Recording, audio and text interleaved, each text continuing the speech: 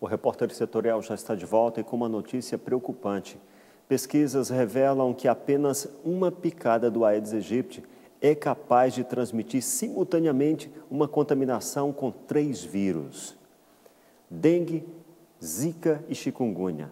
E isso pode causar complicações neurológicas. O Brasil já enfrentou epidemias de dengue, zika e chikungunya, todas transmitidas pelo mosquito Aedes aegypti, mas até então ninguém sabia da possibilidade de contrair os 3 vírus ao mesmo tempo. Pesquisas realizadas nos Estados Unidos revelaram que, apesar de rara, a co-infecção pode ser comum em áreas de surto. A equipe responsável pelo estudo contaminou mosquitos com múltiplos tipos de vírus para entender como funcionaria o processo de transmissão de várias infecções com apenas uma picada. Diferente do que se esperava, os 3 vírus transmissíveis pelo Aedes aegypti replicaram em conjunto no corpo do mosquito, o que possibilitou a transmissão simultânea. Os pesquisadores previam a predominância de um dos vírus, o que facilitaria a eliminação dos demais e automaticamente os tornariam intransmissíveis para humanos. O fato é que todos esses vírus têm capacidade de anular a imunidade do mosquito, o que gera a ação simultânea dos 3. De qualquer forma, os cientistas alertam que não é possível afirmar que uma contaminação com os 3 vírus seria mais severa em comparação com infecções causadas por um vírus de cada vez.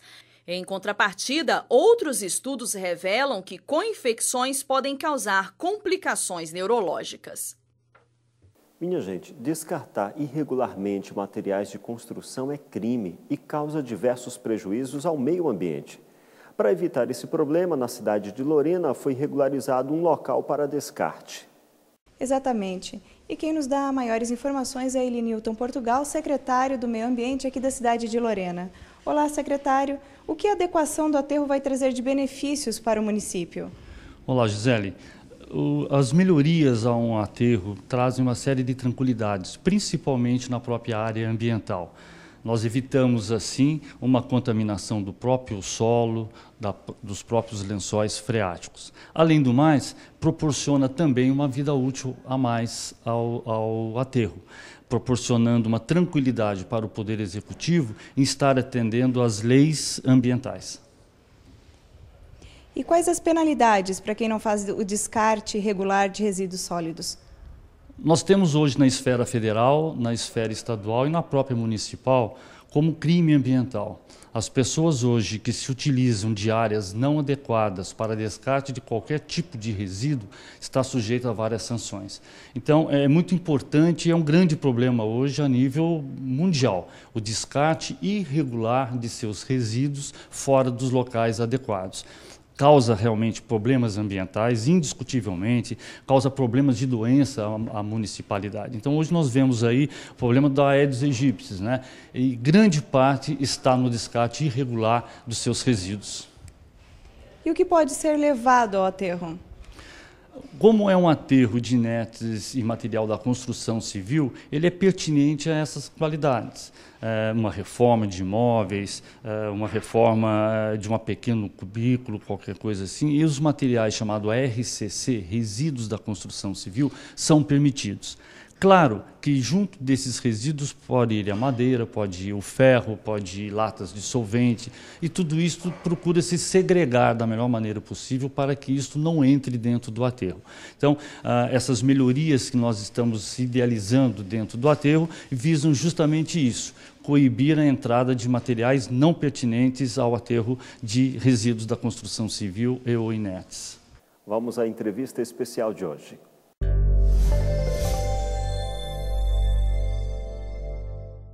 Hoje todo mundo fala em assédio. Tem gente que fala em assédio e nem sabe o que é.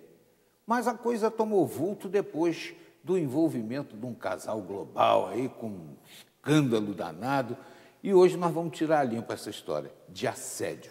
Estamos recebendo aqui a Maria Aparecida Alquimim.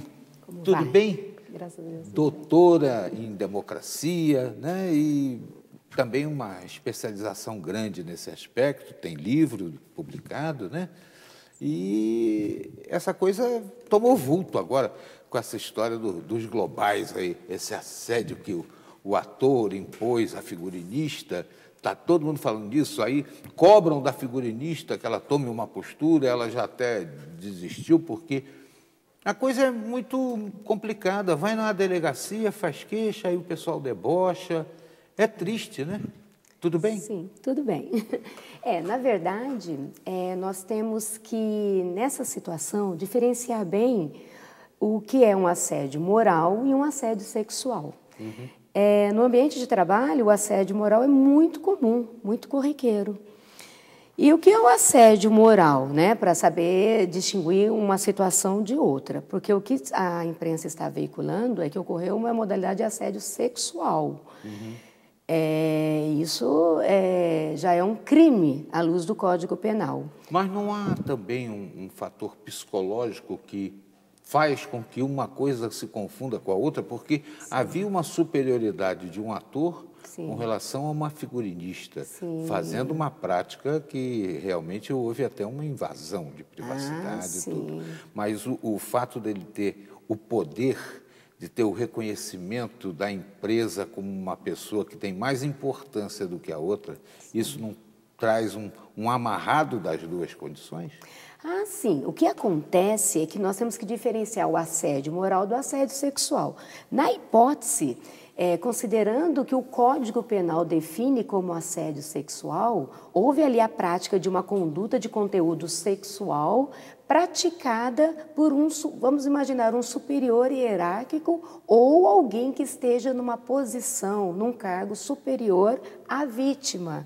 Nessa hipótese, caracteriza um crime previsto no Código Penal. Uhum. E, obviamente, é um crime que abala a estrutura emocional, abala o aspecto da personalidade da pessoa. Quando eu falo os direitos da personalidade, estou falando na honra, na moral, na dignidade. O que diferencia o assédio moral é que o assédio moral não tem previsão em lei, embora seja ocorrente, o assédio moral existe desde a época que foi criada a relação de trabalho. Então, nós podemos nos reportar ao trabalho escravo, cujas vítimas eram assediadas constantemente. E não é só em relação ao homem e à mulher, porque o sim, assediado moral pode ser do sexo masculino e o assediante também. Né? Sim. Um chefe que humilha o profissional. Primeiro de tudo, eu acho muito importante esclarecer ao público que o assédio moral se caracteriza como uma conduta abusiva, autoritária, que pode se manifestar através de gestos, palavras, condutas, comportamentos, ações que são dirigidos, ou condutas que são antiéticas, que são dirigidas reiteradamente, sistematicamente contra uma pessoa, a ponto de afetar a personalidade, a dignidade dessa pessoa, provocando mazelas, inclusive de ordem psíquica. E pior, a intenção de quem assedia moralmente, estou falando do assédio moral, é denegrir, vexar, humilhar a pessoa assediada. Bullying, né? Exatamente, até mesmo com o propósito de eliminar a pessoa do meio ambiente de trabalho, degradando o meio ambiente de trabalho. Por isso que eu digo, é uma conduta muito comum praticada por chefes autoritários ou até por colegas de trabalho. Nós chamamos de assédio moral horizontal. Pessoas do mesmo nível, aquele colega que é invejoso, que é debochado. Então, o assédio moral é muito comum. Embora não tenha previsão legal, ele é um fato ocorrente no mundo do trabalho. Existe proteção legal contra essa prática. Diferentemente, o assédio sexual, ele não precisa ser reiterado, pode até ser reiterado, sistematizado. Pode ser um ato único, como ocorreu nessa emissora que foi mencionada. E o assédio sexual diferencia basicamente do assédio moral, porque o assédio sexual tem uma conotação sexual, palavras, gestos, tudo que tem a conotação sexual. E também, de acordo com o tipo penal, aquilo que está previsto no Código Penal, tem que ter uma relação de hierarquia. O assédio moral, não.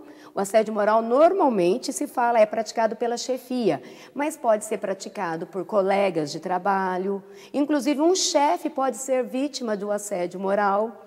aquele chefe mais inseguro, que tem como subordinado pessoas experientes, que percebem a insegurança, então passam a praticar condutas, gestos... chefe que chega novo ao setor. Exatamente. E recebe a resistência de um grupo que não quer ser alterado na sua rotina de trabalho. Então, o que o público precisa saber é que existe diferença.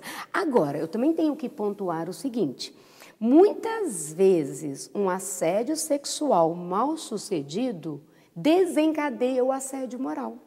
Ah, sim. Então, se a vítima não cede, seja a subordinada ou subordinado, à pressão sexual praticada pelo superior, essa vítima se torna presa fácil para o assédio moral.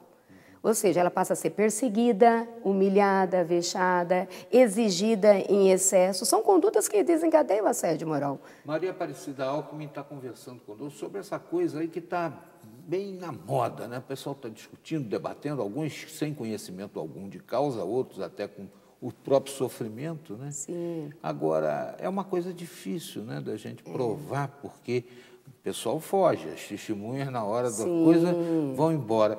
Eu vou lhe pedir para aconselhar o pessoal de casa como fazer quando estiver sofrendo essa situação, mas é um assunto que vai estender mais um pouco.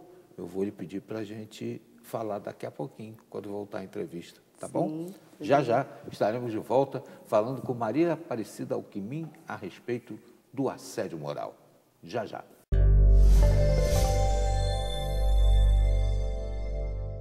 Pesquisa revela desigualdade educacional no Brasil. E os detalhes você confere no próximo bloco.